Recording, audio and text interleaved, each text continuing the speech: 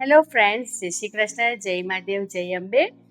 આજે આપણે પીનટજી ઓઇલ જે રાજકોટનું છે અને ખૂબ જ સરસ આવે છે, કોલેસ્ટ્રોલ ફ્રી, અને એ ઓઇલને 11 સ્ટેજમાં મગફળીનું શોર્ટિંગ કર્યા બાદ સારા દાણા જે મગફળીના હોય એમાંથી બનાવવામાં આવે છે અને નોન રિફાઇન્ડર છે. તો પ્લીઝ જરૂરથી ટ્રાય કરજો. અને આજે આપણે આ ઓઇલમાંથી બનાવવા જઈ રહ્યા છે હેલ્ધી રાગી કસાડિયા. તો પ્લીઝ જરૂરથી આ રેસીપી જોવા માટે મારી YouTube channel the Kitty Diaries by Nikita subscribe, like, bell icon દબાવવાનું ભૂલતા નહીં. આજે આપણે રેસીપી બનાવવા જઈ રહ્યા છે વેજ રાગી કસાડિયા. ઘઉંના લોટમાં અને મેંદાની રોટલી બંનેમાં આપણે કસાડિયા બનાવીએ છીએ. તો આજે મેં વિચાર કર્યો થોડું હેલ્ધી, તો રાગીના લોટમાં એટલે રોટલી બનાવશું અને પછી એમાં કસાડિયા બનાવશું. તો એ બનાવવા જઈ રહ્યા છે આપણે પીનટજી ઓઇલ. પીનટજી ઓઇલ જે 11 સ્ટેજમાં મગફળીનું શોર્ટિંગ એટલે કે સફાઈ કર્યા બાદ સારી મગફળીના દાણામાંથી બનાવવામાં આવે છે. કોલેસ્ટ્રોલ ફ્રી અને ખૂબ જ સરસ હોય છે. આપણે જે બનાવવા જઈ રહ્યા છે એના માટેના ઇન્ગ્રીડિયન્ટ્સ જોઈ લઈએ. તો એના માટે મેં લીધો છે 1 વાડકી રાગીનો લોટ. ત્યારબાદ મેં બનાવ્યું છે પનીર, જે મારું હોમમેડ છે. એ મેં મેક્સિકન સ્ટાઇલમાં બનાવ્યું છે, એટલે કે મસાલા પનીર. એમાં મેં ચીલી ફ્લેક્સ, ઓરેગાનો, મરી પાવડર નાખ્યો છે અને પનીર બનાવ્યું છે જાતે. ત્યારબાદ આપણું અમૂલનું ચીઝ, ચીલી ફ્લેક્સ, મરી પાવડર, મિક્સ સિઝનિંગ, કાંદો ચોપ્ડ કરેલો, ગાજર ચોપ્ડ કરેલી, 2 બટાકા બાફીને લીધા છે, ટોમેટો કેચઅપ, કેપ્સિકમ ઝીણા ટુકડા, સિંધવ મીઠું અને લોટ બાંધવા માટે પાણી, અને આપણે તેલનું મણ મૂકશું. આપણે 1 વાડકી રાગીનો લોટ લીધો છે. એની અંદર આપણે નાખશું આપણું પીનટજી ઓઇલ, જેનું આપણે મણ મૂકવાના છે.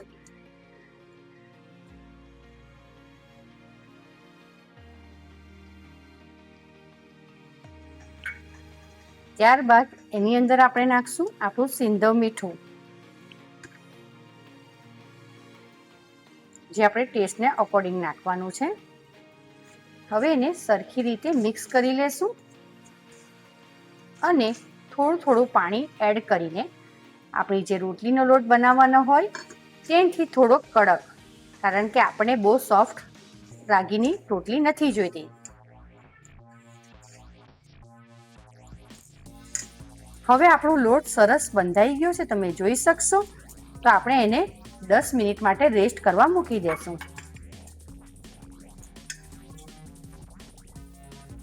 હવે આપણે સૌપ્રથમ એક પેન મૂકી દીધી છે.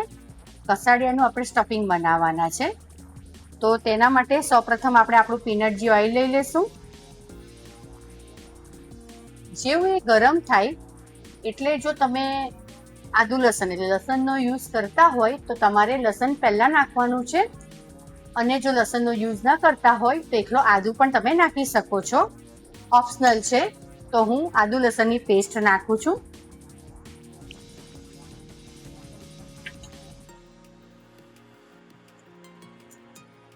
આદુ લસણને થોડુંક સોતે કરી દેવાનું છે. અને મેં કીધું તેમ કે જો તમે લસણ ન ખાતા હોય તો એકલું આદુ પણ નાખી શકો છો. જેવું આપણું આદુ લસણ સોતરાઈ જાય, સોતે થઈ જાય એટલે આપણે એની અંદર નાખશું આપણો ચોપ્ડ કરેલો કાંદો. તે પણ ઓપ્શનલ છે. જો તમે આદુ લસણ ન ખાતા હોય, ઓનિયન ના ખાતા હોય તો ઓનિયનને પણ સ્કીપ કરી શકો છો.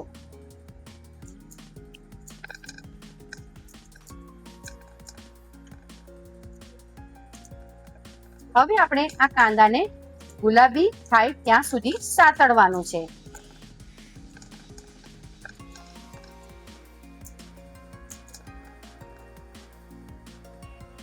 હવે આપણે આની અંદર નાખશું આપણું ચોપ્ડ ગાજર.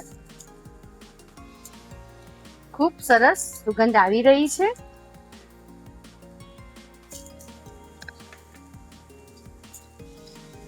એને પણ સરખી રીતે આપણે મિક્સ કરી લેશું.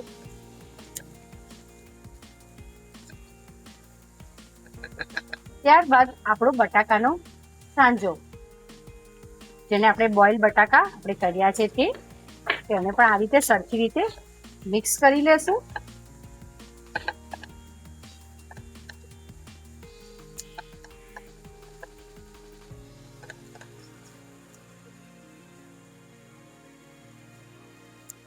થોડું આપણે પીનટજીનું ઓઇલ આપણે એમાં એડ કરશું તો આપણો મસાલો સરસ રીતે સોતળાઈ જાય.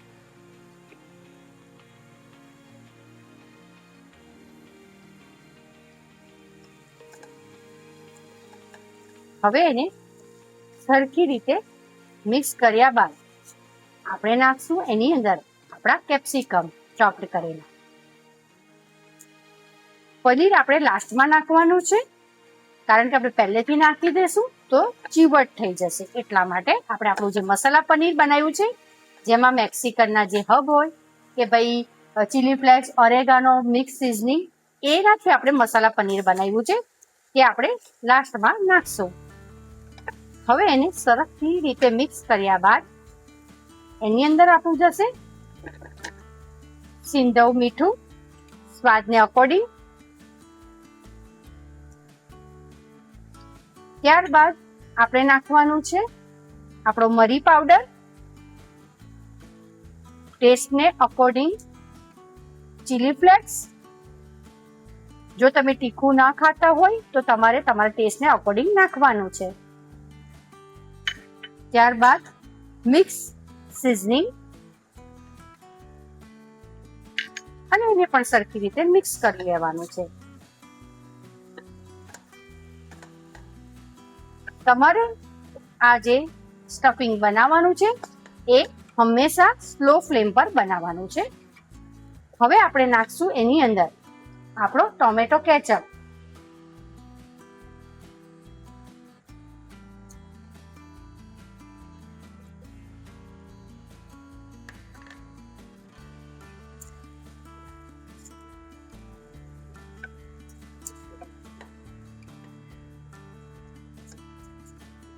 હવે એની અંદર જશે આપણું પનીર.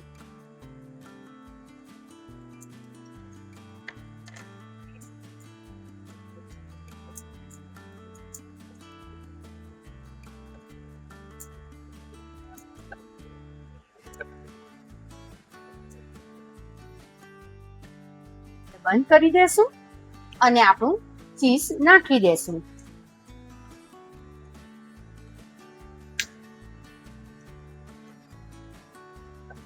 એને પણ સરખી રીતે મિક્સ કરી લેશું આપણે.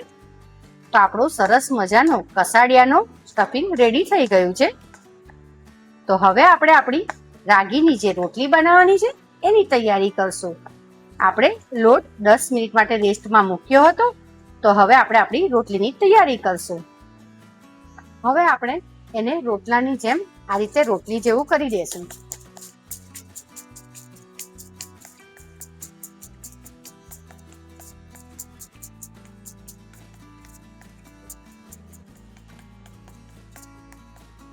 આપણે બહુ પાતળી રાખવાની નથી, માપની રાખવાની છે.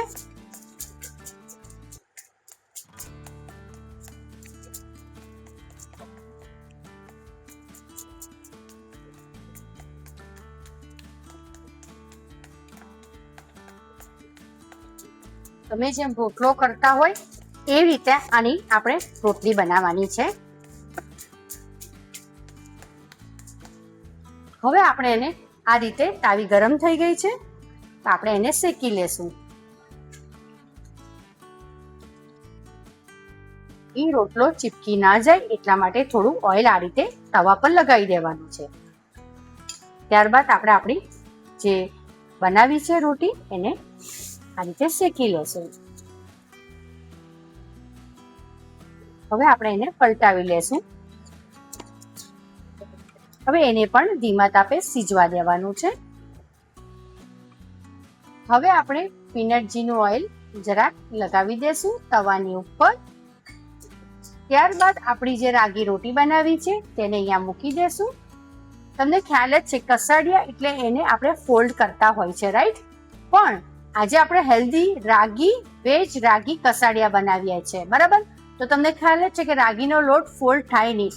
ઘઉંનો લોટ હોય, મેંદાનો લોટ હોય ચોખાનો લોટની રોટલી હોય તો એ ફોલ્ડ કરી શકાય, આ નહીં થાય. એટલે આપણું હેલ્ધી વર્ઝન છે, પણ સેમ સ્ટફિંગ, સેમ વસ્તુ, બધું સેમ જ છે.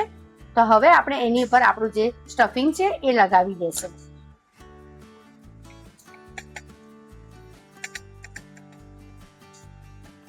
તમે આની ઉપર ફરીથી ચીઝ પણ લગાવી શકો છો. હવે આપણે આની ઉપર આ રીતે ચીઝ છીણીને નાખી દેશું.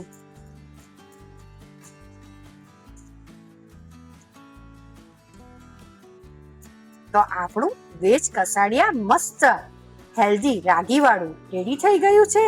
તો જલ્દી આ રેસીપી ટ્રાય કરો અને બાળકોને પણ રાગીના લોટનું કસાડિયા તમે ખવડાવી શકો છો. તમે આને એક હેલ્ધી પીઝો પણ કહી શકો છો અને કસાડિયા બી કહી શકો છો.